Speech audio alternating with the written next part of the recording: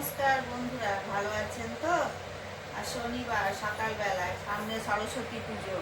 দেখুন আজ একটা রেসিপি বানাচ্ছি, সোয়াবিন ভর্তা। এই যে সোয়াবিনটাকে সেদ্ধ করে রেখেছি, সোয়াবিনটাকে সেদ্ধ করে রেখে নিয়েছি মিক্সিতে। পেঁয়াজ কুচি, টমেটো কুচি, এখানে আদা বাটা, জিরে বাটা, ধনে বাটা, রসুন বাটা, লঙ্কা বাটা আছে। আর এই যে আমি তেলে একটুখানি গরম ছোটো এলাচ আর দারচিনি ফোড়ন দিলাম।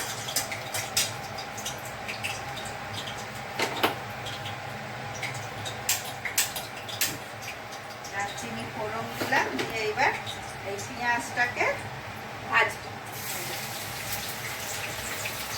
অনেক বাড়িতে বয়স্ক মানুষরা থাকেন যারা সয়াবিন চিবিয়ে খেতে পারেন না, তাদের জন্য এই রেসিপিটা খুব ভালো। একদম খেয়ে দেখবেন চিকেন ভর্তা যেমন লাগে ঠিক সেই রকম স্বাদে সয়াবিন ভর্তা।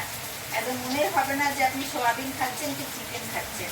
আর বয়স্ক মানুষদের খেতে কোনো অসুবিধাও হবে না, দাঁত না থাকলেও তারাও খেতে পারবেন। এটাকে বানাচ্ছি দেখুন। তেলের মধ্যে পেঁয়াজ দিয়েছি, পেঁয়াজটা ভাজছি।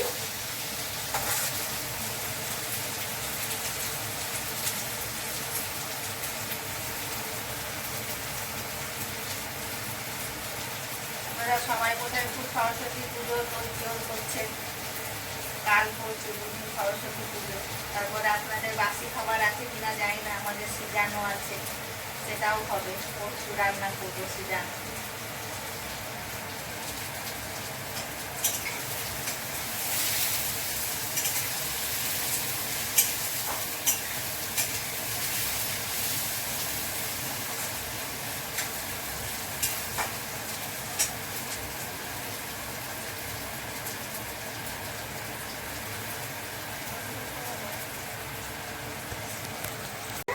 এরপরে মশলাটা দেবো। এই যে এই যে পেঁয়াজটা ভাজা ভাজা হয়েছে লাল লাল বাদামি কালারে। এরপরে এই যে মশলাটা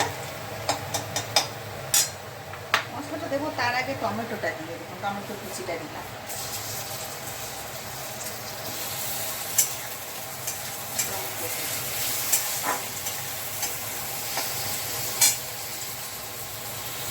টমেটো কুচি দিলাম, এর সঙ্গে হলুদটা দেবো। রংটা খুব ভালো আসে, টমেটো পেঁয়াজের হলুদ দিয়ে ভাজলে রংটা খুব সুন্দর আসে। ওই যে হলুদ দিলাম।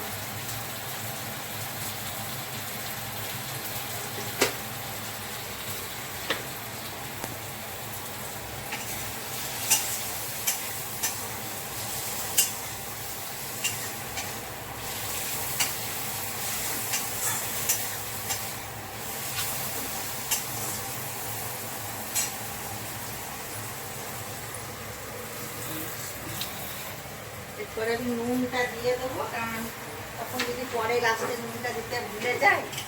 নুনটা দিয়ে দিচ্ছি, হলুদ দিয়েছি তো।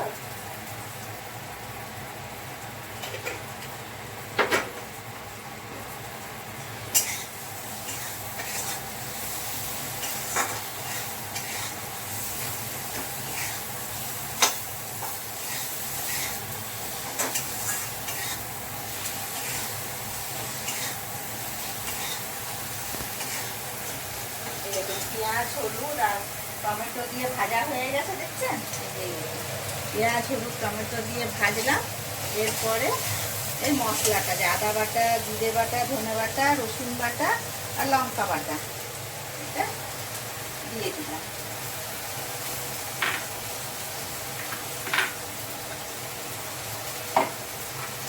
বাটি ধোয়া আর কি জলও দিয়ে দিলাম।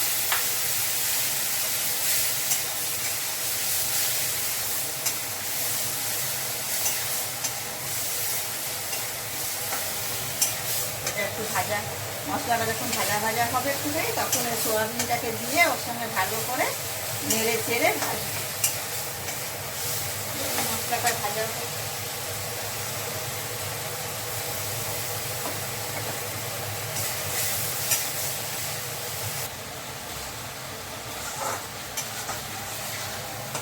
মশলাটা ভাজা ভাজা হয়েছে, হ্যাঁ, তেল ছেড়েছে, ভাজা ভাজা হয়েছে। এরপরে সোয়াবিন বাটাটাকে দেবো, দিয়ে দিলাম।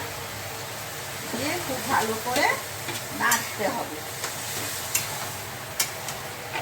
খুব ভালো করে নাড়তে হবে।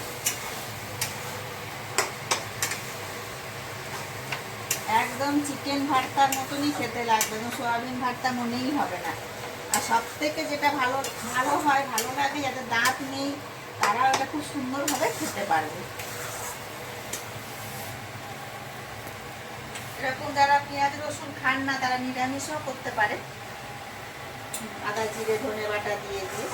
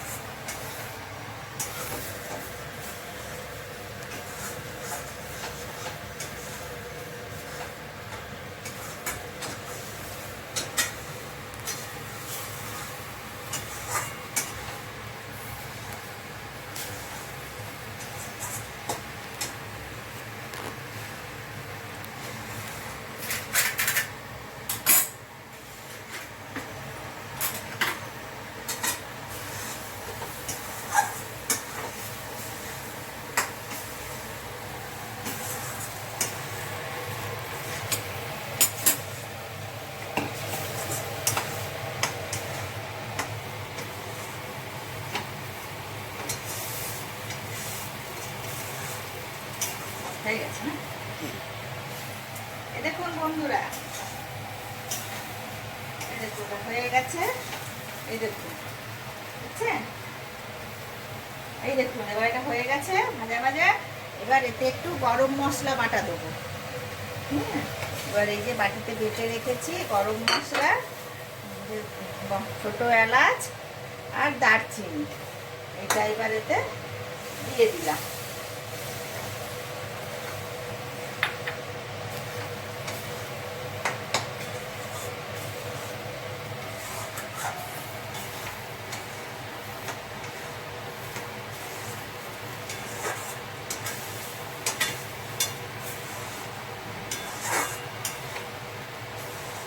দেখুন, এটাকে দেখে কেউ বলবে যেটা চিকেন ভর্তাকে সোয়াবিন ভর্তা, চিকেন ভর্তার মতোই। বাচ্চাদের খুব এ করে খাওয়াতে পারবেন। যারা সোয়াবিন খেতে চায় না তাদেরকে চিকেন ভর্তাগুলো খাওয়ানো যাবে, একদম পুরো সেম টেস্ট।